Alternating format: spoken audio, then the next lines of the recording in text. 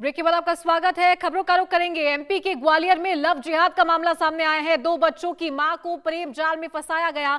समीर खान ने रवि ठाकुर बनके दोस्ती की। दुष्कर्म के बाद धर्म परिवर्तन का दबाव बना रहा था। परिवर्तन का दबाव बनाया गया था और धर्म परिवर्तन नहीं करने पर वीडियो वायरल करने की धमकी दी। तो ग्वालियर शहर में लव जिहाद का मामला सामने आया है, जहां एक युवक ने अपने धर्म की पहचान छुपाकर एक विधवा महिला को प्रेम जाल में फंसाया और उसके साथ दुष्कर्म किया। युवक की सच्चाई का पता जब महिला को चला तो उसने संबंध खत्म करने की बात कही। तो आरोपी युवक ने धर्म परिवर्तन करने का दबाव बनाते हुए महिला के अश्लील फोटो वीडियो वायरल कर जान से मारने की धमकी दी। तो वहीं इस मामले में महिला की शिकायत पर पुलिस ने आरोपी युवक के खिलाफ मामला दर्ज कर उसे गिरफ्तार कर लिया है।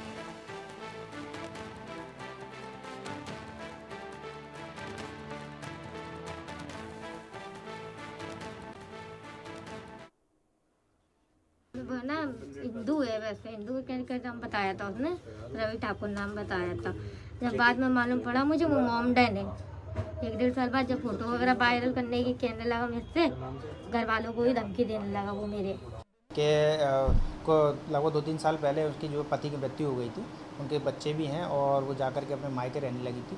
मायके रहने के दौरान आस पड़ोस के ही जो है एक व्यक्ति है रवि ठाकुर, उससे उसकी दोस्ती हो गई। दोस्ती होने के बाद दोनों में प्रेम संबंध बने और जब ये इस युवती ने जो है रवि ठाकुर नाम के उस व्यक्ति शादी के लिए बताया तो उसने अपनी असल पहचान जो है बताई कि मैं समीर खान हूँ और मैंने जो अपना नाम चेंज करके चूँकि आपसे दोस्ती करने के लिए किया था।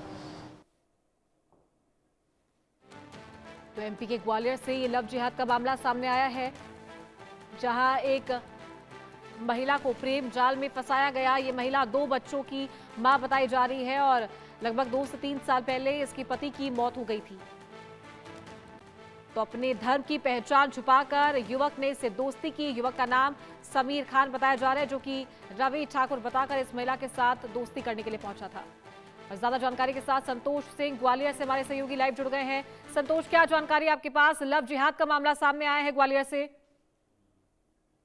देखिए, इस पूरे मामले में शहर की जो माधोगंज थाना पुलिस है उसने जो आरोपी समीर खान है उससे गिरफ्तार किया है और उससे पूछताछ की जा रही है। दरअसल अगर पूरे घटनाक्रम की अगर बात की जाए तो ये कि जो पीड़िता है उसने माधोगंज थाना पुलिस में कुछ सामाजिक कार्यकर्ताओं के साथ पहुंचकर एक शिकायत दर्ज कराई थी कि एक युवक है जिसने रवि ठाकुर बनकर मेरे साथ शारीरिक संबंध बनाए और शादी का झांसा दिया और बाद में जब उसे पता पड़ा कि वो मुस्लिम समाज का युवक है, उसका नाम समीर खान है, उसके बाद उसने उस युवक से संबंध खत्म करने की बात की, लेकिन वो लगातार वो दबाव बना रहा है, संबंध बनाने के लिए दबाव बना रहा है और ऐसे में उसने ये भी दबाव बनाया कि वो धर्म परिवर्तन कर ले और उसके साथ वो शादी कर ले। लेकिन जब पीड़िता ने इस पूरे मामले को लेकर युवक से, जो आरोपी है समीर उर्फ रवि ठाकुर, उससे इनकार कर दिया तो उसके बाद लगातार यहाँ पर जो आरोपी है लगातार दबाव बनाता रहा था कि जो युवक है वो कहीं ना कहीं उस पर इस तरह से प्रताड़ित कर रहा था। आखिरकार वो प्रताड़ित होकर पुलिस के पास पहुंची थी। फिलहाल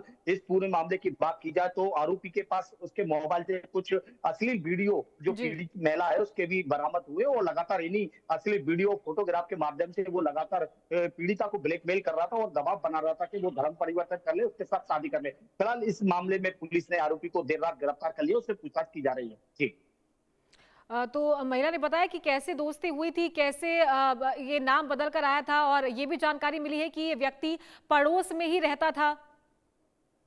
देखिए, माधोगंज थाना क्षेत्र के ही आरोपी और जो पीड़िता है दोनों वहीं के रहने वाले हैं और इस पूरे जो उनका जो आपस में दोस्ती से शुरू हुई थी और इस दोस्ती की अगर बात की जाए तो जो पीड़ित महिला उसके पति का कुछ समय पहले देहांत हो चुका है। वो 2 बच्चों की मां, उसके 2 छोटे बच्चे हैं और जो पीड़िता है उसकी भी उम्र ज्यादा नहीं है। इस पूरे मामले में जब आरोपी जो समीर है से जो पीड़िता की जब दोस्ती हुई, दोस्ती के बाद धीरे धीरे प्यार मोहब्बत की बातें आगे होने लगी। उसके बाद आरोपी जो समीर है उसने पूरी तरह से जो पीड़िता उसको आश्वस्त किया था वो उसके दोनों के बच्चों को पालेगा, शादी करेगा, क्योंकि वो खुद हिंदू है और उसका नाम रवि ठाकुर है और हिंदू हूँ और इसलिए मैं आपको वचन देता हूँ। उसके बाद प्रेम जाल में उसने पूरी तरह से उसको फंसाया। लेकिन अभी कुछ दिन पहले ही जब पीड़िता को पता चला कि जो रवि ठाकुर बनकर उससे प्रेम जाल में फंसाया गया है वो दरअसल हिंदू नहीं है, वो उसका नाम समीर खान है और ये कहीं ना कहीं ये भी जानकारी में अभी प्रारंभिक जांच पड़ताल में सामने आया है कि कुछ और महिला और युवतियों से भी आरोपी जो है समीर उसके संबंध रहे हैं। तो फिलहाल इस ठीक है। मामले के जब उजागर हुआ तो पीड़िता ने उससे छुटकारा पाने की कोशिश की, लेकिन किसी तरह से जब वो छुटकारा नहीं पा पाई पीड़िता, क्योंकि वो लगातार दबाव बना रहा था, क्योंकि उसके कुछ प्राइवेट वीडियो और फोटो थे वो आरोपी समीर के मोबाइल में कैद थे, और इन्हीं ठीक। जो फोटो वीडियो के आधार पर वो धमकी दे रहा था कि वो उसके बच्चों को खत्म कर देगा, उसे बदनाम कर देगा और उसकी जो बहन है उसको भी कहीं ना कहीं खत्म कर देगा। तो पीड़िता इतनी दहशत में आ गई थी, पहले तो इस पूरे मामले को उसने छुपा कर रखा, बाद में कुछ अपने परिचितों से उन्होंने बात की, परिचितों के माध्यम से कुछ सामाजिक संगठन पीड़िता के साथ फिर जी थाने जी पहुंचे, जी। उसके बाद पूरा मामले का खुलासा हुआ है। जी ठीक है संतोष सिंह, बहुत शुक्रिया आपका ये जानकारी देने के लिए। प्यार अंधा होता है ये तो आपने सुना होगा, लेकिन इसी प्यार ने एक युवक को हैवान बना दिया। एक ऐसी वारदात जिसने पूरे इलाके को झकझोर कर रख दिया है। मामला मैनपुरी के थाना एलाऊ क्षेत्र का है, जहां पुलिस ने महज 18 घंटे के भीतर इस खौफनाक साजिश का पर्दाफाश कर दिया है। आखिर क्या था पूरा मामला, देखिए हमारी इस स्पेशल क्राइम रिपोर्ट में। इश्क, इंतकाम और मर्डर, प्रेमी ने ही प्रेमी को उतारा मौत के घाट।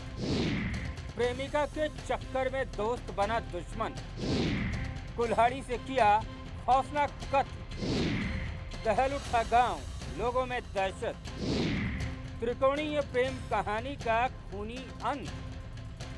पुलिस की गिरफ्त में मौजूद इस शख्स को गौर से देखिए। कानूनी शिकंजे में जकड़ा ये युवक भले ही आपको दिखने में ठीक ठाक घर का लग रहा हो, लेकिन असल ये बेहद शातिर और खूंखार किस्म का है। इस पर अपने ही दोस्त की बेरहमी से हत्या का आरोप लगा है। इस पूरी वारदात को समझने के लिए आपको फ्लैशबैक में जाना होगा। मैनपुरी का शांत इलाका रतनपुर किरकीच उस वक्त चीखों से गूंज उठा जब 22 साल के आलोक शाक्य की लाश लहूलुहान हालत में खेतों में मिली। और मैं था नहीं यहाँ पे, मल्लमगढ़ था। तो मैं सूचना मिली 8:15 बजे, तो कुल्हाड़ी से वार किए गए हैं। एक यहाँ पे मारा है, मैंने देखा भी नहीं अभी तक। एक इधर मारा है। अच्छा। और शायद गर्दन पे बता रहे हैं। की बात करें तो कितने बजे की घटना बताई जा रही है, आप क्या बताया? और ये लगभग मेरे पास तो 8:15 बजे फोन गया। अच्छा, तो ये घटना को अंजाम कहाँ दिया गया? ये मैंने सर मकान बनाया खेत पे, वहाँ पे गाँव से कितनी दूरी है? गाँव पे लगभग होगा 100-200 मीटर दूर होगा जी। वहाँ पे घटना को अंजाम दिया। तो क्या लगता है कोई किसी से रंजिश थी और हत्या क्यों की गई? हाँ सर, मेरी कोई किसी से रंजिश नहीं थी। अच्छा, कोई प्रेम प्रसंग तो नहीं चल रहा था लड़के का? अब मुझे ये भी नहीं पता कुछ। ये भी जानकारी नहीं? मुझे जानकारी नहीं थी। आलोक का कसूर सिर्फ इतना था कि वो जिस युवती से प्यार करता था, उसी युवती पर गांव के ही एक और युवक नमन की भी नजर थी। रात करीब 8 बजे आलोक ने इस उलझन को सुलझाने के लिए नमन को गांव से करीब 700 मीटर दूर खेतों में बने एक मकान पर बुलाया। मकसद था समझौता, लेकिन किस्मत को कुछ और ही मंजूर था। मेरे भाई ताऊ के लड़के की गई। क्या नाम था? आलोक साक्य। अच्छा, क्या उम्र रही होगी उसकी? उम्र करीब 21-22 साल होगी। तो ये हत्या कहाँ की गई और क्या क्यों की गई? अभी एक नया मकान बनाया था खेत में, तो वहाँ हर रोज जाता था अपना खेत में आलू देखने के लिए। खेत में गेहूं की फसल भी थी, बेर थी। उसको वहीं मकान नया बना तो वहीं रहने के लिए जाता था। थोड़ी बहुत देर, 1 घंटा 2 घंटा रुकता था, उसके बाद फिर वापस चला आता था। तो शाम को क्या हुआ, फिर ये घटना हो गई तो हमको पता लगा। हम तो बुखार में था। फिर मैं आपको जानकारी कैसे लगी? हमको जानकारी जब मिली, जब गांव वालों ने हल्ला किया कि ऐसे ऐसे वहाँ पे हो गया, कुछ लड़ाई हो गई, तो मैं लोग गया वहाँ पे। तब देखा जाके तो उसका मतलब ये हत्या हो गई थी। अच्छा, मारा कैसे है?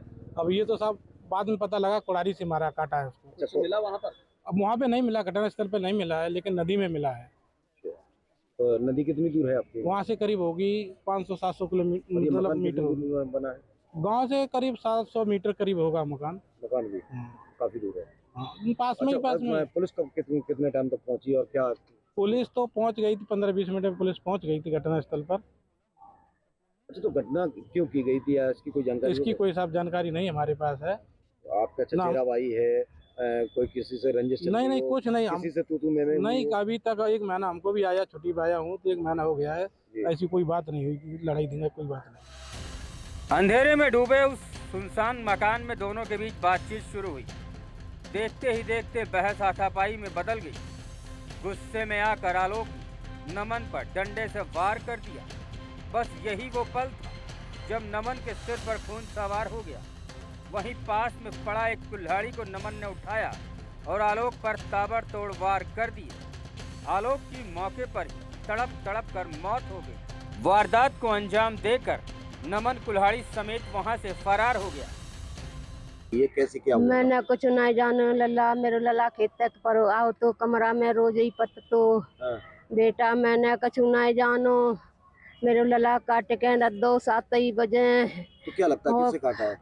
पता नहीं किन्ने टकोरा से काटो मेरो लल्ला, टकोरा नदिया में डरो मिलो।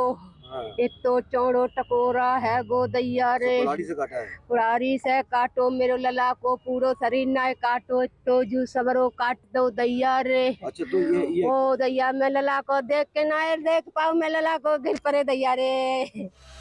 परिजनों ने अज्ञात के खिलाफ मामला दर्ज कराया था, लेकिन पुलिस अधीक्षक गणेश प्रसाद शाह की अगुवाई में टीम ने जब जांच की कड़ियां जोड़ी तो शक की सुई नमन पर आकर टिक गई।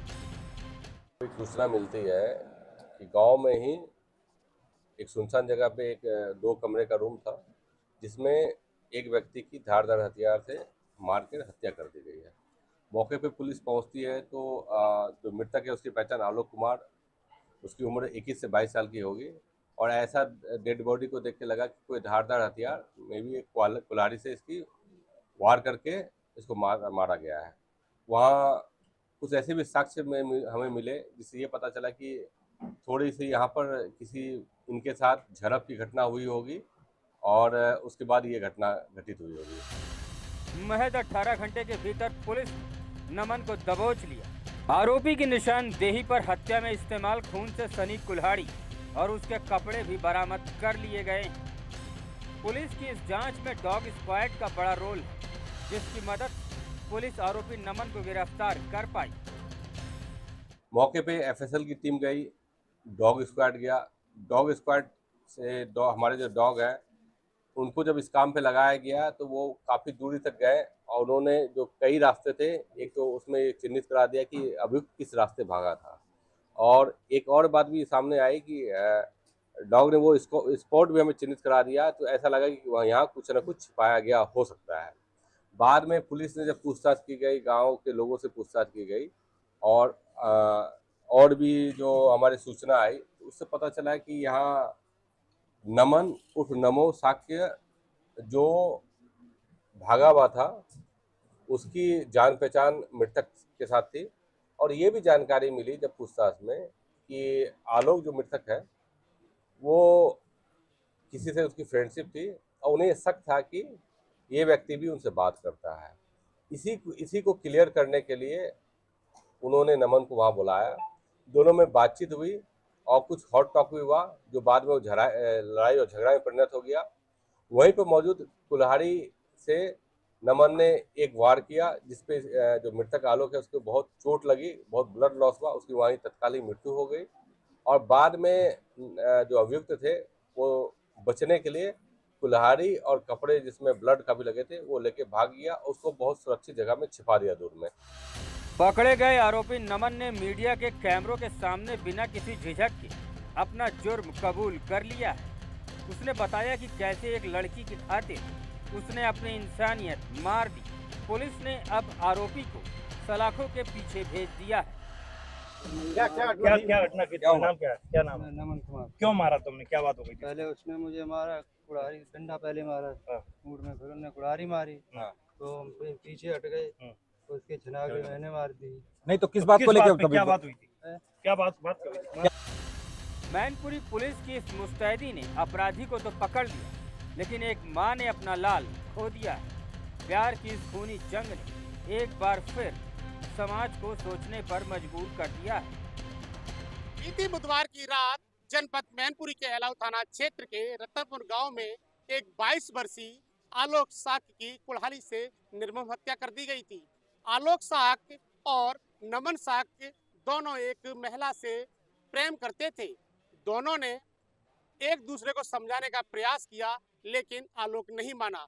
आलोक ने मकान में रखे डंडे से नमन को वार कर दिया और नमन इतने में आग बबूला हो गया। घर में रखी कुल्हाड़ी से आलोक साक्य की बेरहमी से हत्या कर दी। हत्या करने के बाद वो मौके से फरार हो गया।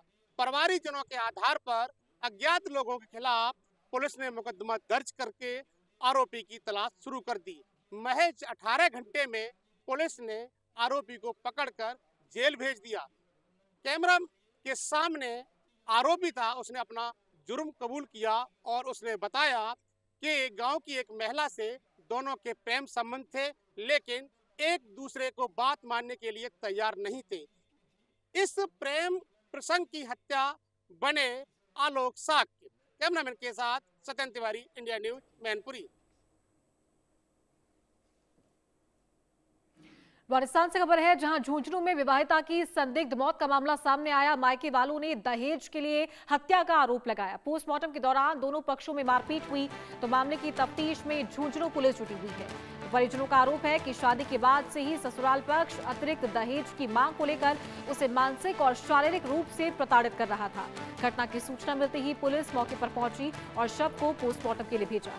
इस दौरान दोनों पक्षों में कहासुनी के बाद मारपीट हो गई, जिसे पुलिस ने नियंत्रित किया। पुलिस ने पीहर पक्ष की रिपोर्ट पर मामला दर्ज कर जांच पड़ताल शुरू कर दी है। पोस्टमार्टम रिपोर्ट के बाद ही मौत के कारण स्पष्ट हो सकेंगे। राजस्थान के झुंझुनू से विवाहिता की संदिग्ध मौत का मामला सामने आया है। पीहर पक्ष का आरोप है कि अतिरिक्त दहेज के चलते विवाहिता को मानसिक और शारीरिक रूप से प्रताड़ित किया जा रहा था।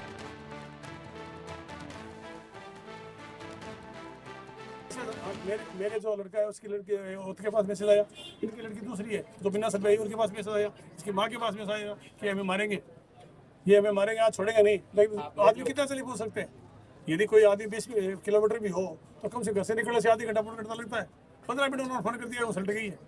तो इसका मतलब तो ये इन्होंने हत्या कर दी और हत्या 100% कर दी। देख लो, इनकी सारी बातों से पता है। अब ये स्थिति होगी कि ये लोग जो है वो उसको बचने के लिए और ये कह रहे हैं कि ये गए तो इनको क्या कहा कि इसने फांसी खा ली। चलो फांसी खा ली, मान लेते हैं 1 मिनट के लिए, इन्होंने कहा फांसी खा ली। फांसी खाने के बाद कोई व्यक्ति ऐसा होता है क्या जो स्थिति को चेंज कर दे? वहाँ कोई भी अलामत नहीं मिले, कोई भी ऐसी स्थिति नहीं मिली। 2 चुनियाँ ऐसी पास में रख दी और कहा कि इन्होंने फांसी खा ली और हमने इसको फांसी हटा दिया। कि तुम इतनी ईमानदारी से क्यों हटा लिया बेबी? इसने फांसी खाई तो हटाने की आवश्यकता थी। इन लोगों ने उसकी हत्या की है और 100% हत्या की है। इन हत्यारों को सजा मिलनी चाहिए। इसमें इसके सारा परिवार सम्मिलित है, सबको हत्या में कड़ी से कड़ी सजा मिलनी चाहिए। एक पत्नी ने अपने प्रेमी के साथ मिलकर अपने पति के खून से हाथ रंग लिए, लेकिन कातिल चाहे कितना भी शातिर क्यों ना हो, कानून के लंबे हाथों से बच नहीं सका। आखिर कैसे एक शराब की बोतल और खाने के सामान के साथ आए मामूली कागज ने पुलिस को कातिलों के बेडरूम तक पहुंचा दिया? देखिए इस सनसनीखेज हत्याकांड का पूरा सच इस रिपोर्ट में।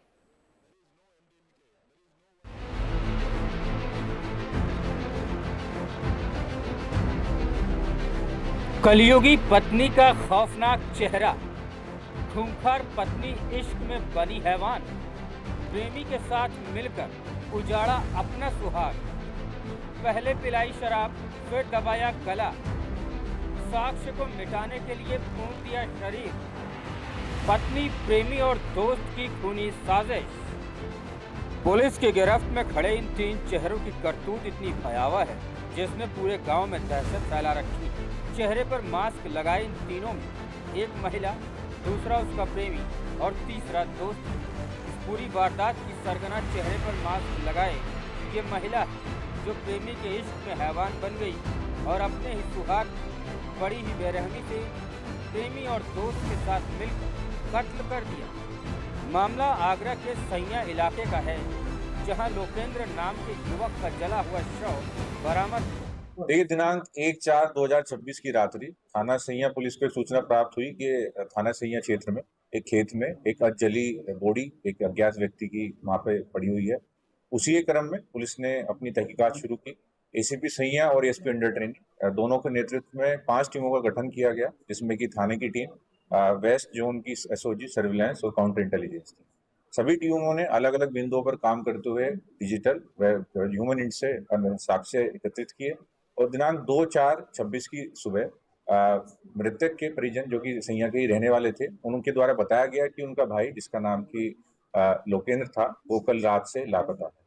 मृतक के हाथ पर गुदे हुए टैटू व वहां पर आसपास जो सामान मिला था और अन्य तकनीकी साक्ष्यों से उसके जो बॉडी का चिन्हांकन करते हुए इसमें 3 अभियुक्तों को गिरफ्तार कर माननीय न्यायालय के सामने पेश किया गया है।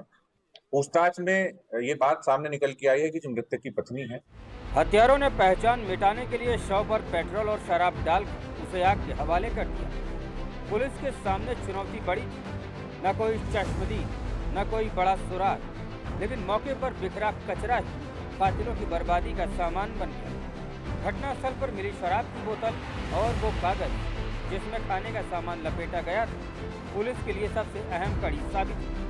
डीसीपी वेस्ट आदित्य की अगुवाई में 5 टीमों ने मोर्चा संभाला और डिजिटल साक्ष्यों के आधार पर अभियुक्तों की गिरफ्तारी की गई। उन लोगों ने भी पूछताछ में बात कबूल की है कि किस तरीके से घटना को कार्य सर, एक कागज शव के पास से मिला था, क्या कागज था और एक शराब की बोतल थी, क्यूआर कोड पर क्या था? देखिए, घटनास्थल पर पुलिस को कुछ एविडेंसेस मिले थे, जैसे कि एक कागज का टुकड़ा था जिससे ऐसा प्रतीत होता था कि इस कागज के टुकड़े पर कोई खाने की वस्तु आसपास से खरीदी गई है।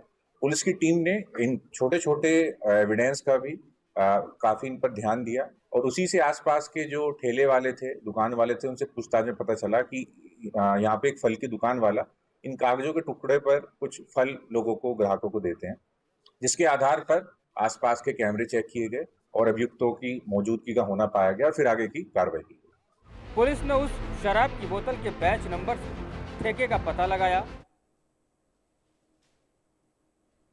और इसी के साथ यहाँ रुकेंगे छोटे